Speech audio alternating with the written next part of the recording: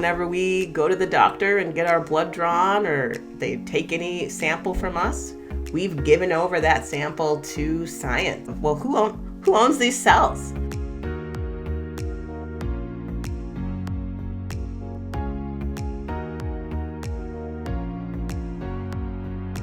Hi, welcome to Unraveling Stories. My name is Angel Selden, and I'm here again with Denise talking about The Immortal Life of Henrietta Lacks by Rebecca Skloot. In our homeschool, we learn in an interdisciplinary way. We don't learn by subject. My daughter was able to learn so much science within the context of this emotionally engaging and intellectually engaging story. It's all about this woman who had some cells that have changed the world. Henrietta Lacks, at the beginning of the book, you find out she's dying and she's going in because she has cancer. And so as part of her regular cancer treatments, they're taking, cells from her to be able to help her to live. But the fascinating thing about her was that when they took her cells when she was alive, the thing that makes her so famous is that her cells keep multiplying, they never die, and they just live forever. So Henrietta Lacks' cells have been involved in all this research. And the scientists who came up with the different things from using her cells have made millions and millions and millions of dollars. And her family has nothing. I mean, they're very, very, very poor. And so there was this question throughout the book of, well, who owns these cells? Do they have a right to does the family have some right to the money? Do they have no rights to the money? Whenever we go to the doctor and get our blood drawn or they take any sample from us, we've given over that sample to science, and people can do whatever they want with it, and they can make all sorts of money off our cells. Maybe your cells are famous right now too, you never know. So at one point they ask in the story, do you think your cells are trash, or are they your property? Because I guess there's some law somewhere that when you throw something in the trash and you put it out on the curb, it's now no longer yours. And if somebody took that trash and made $1 million off of it, you don't get any of it because you threw it away. Is there even a knowledge right to say, hey, just FYI, this is being done. Right. What if it's being used for something that you're morally opposed to? Mm-hmm. Conventional education has stripped the science of all of its stories. Everything that, science all happens in context, and that when we learn about science in school, whether it's homeschool or public school or college, presented completely out of context. Shut up and sit down.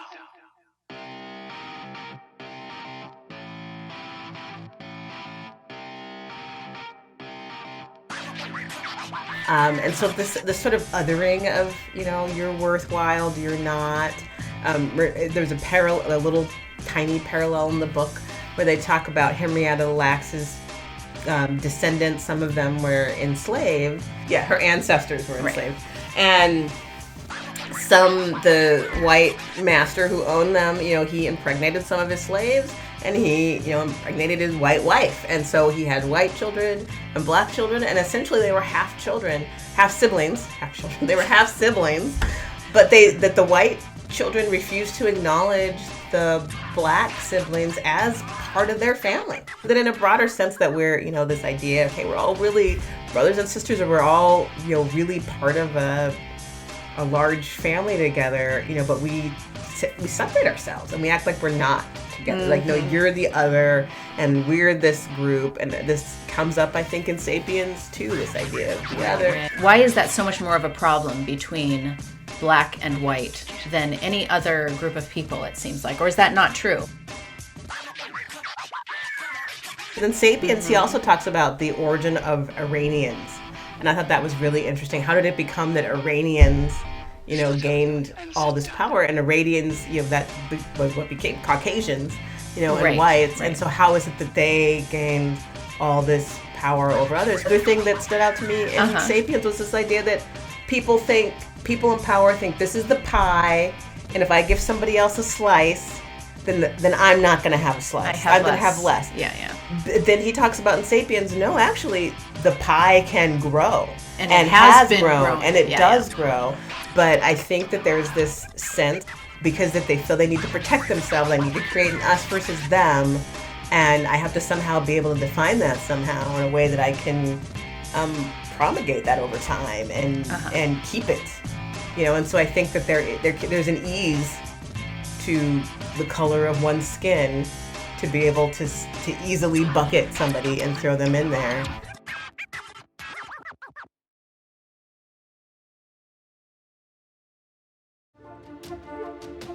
In cold climate cultures, more of a sense of individual ownership, whereas in hot climate cultures, it's things are more seen as communal, wanting to take over the world. Like, I own this. The fact that they even can, a European explorer could go to the Americas and say, I claim this land for the King of France or the King of Spain, that wasn't even in their paradigm. Or that they have the desire to do that. Like, I have this desire to take over, all these things. Like, some people are like, well, why do you have that? Why is there this desire to take from someone else? Like, where does that come from? Right. That's right, because he does mention in Sapiens that the Chinese, they actually would have had the means. They were just as intelligent as the Europeans. They had the warfare and ships or whatever to be able to conquer other lands, but they didn't have the desire. And it came down to these narratives that are ingrained in them. That wasn't part of their narrative of what's desirable and what's not.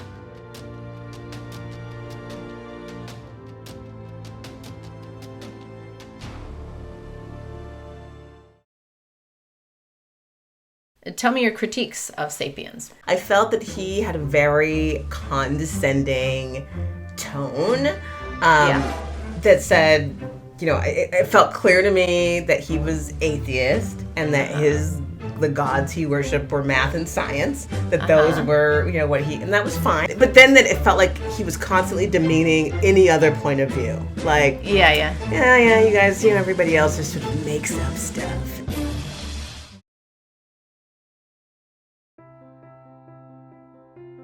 What they brought up in the book that I was unaware of, and maybe some of you are, but of all the testing that they do in mental health facilities and in prisons, and some things that some people could think are unethical to some, and maybe others think it's par for the course, but they'll do all these tests in the name of science, and so that are potentially lethal. Yeah, and really that shows that they are considered to be of less value, of less worth to us, with the consent of the patients. And on the mental health facility, you say, well, depending, how much consent can they really knowledgeably give? And in this sense of the prisons, they're doing people on death row and saying, well, you're going to die anyway. Might as well die in the name of science and doing these terrible. So it's like, this can be your last. There's maybe so redeem yourself a little bit in the eyes of the public there's or your so family. Many questions about, how far do we take science and what's necessary, because scientists will say, well, then how else do we discover these things, like the cure for cancer or the cure for AIDS or the cure for all these ailments that are happening to people? Like, how else do we do this work that's going to save your lives? And on the other hand, even if how we go about doing it may harm some people along the way, is it worth the harm because we're going to save all these other people? So many interesting things to just grapple with and to talk about.